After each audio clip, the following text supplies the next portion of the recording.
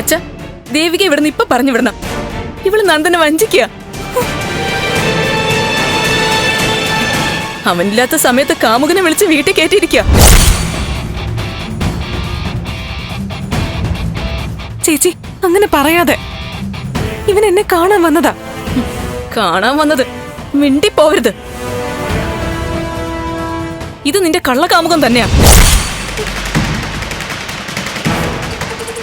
Sir, ഞങ്ങളിപ്പോ എന്താ ചെയ്യേണ്ടത്?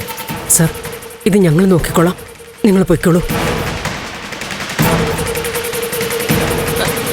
അമ്മേ, ഇവളെ ഇവനെ അറസ്റ്റ് ചെയ്യിപ്പിക്കണം.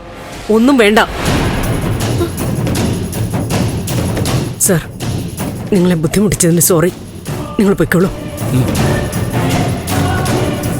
ശരി സർ.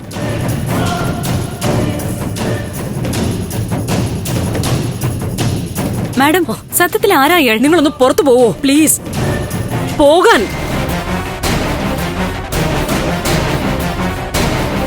BDF സ്ഥാനാർത്ഥി ദേവികയെ കാമുകനോടൊപ്പം സ്വന്തം വീട്ടിൽ കുടുംബാംഗങ്ങളും നാട്ടുകാരും തടഞ്ഞുവെച്ചു.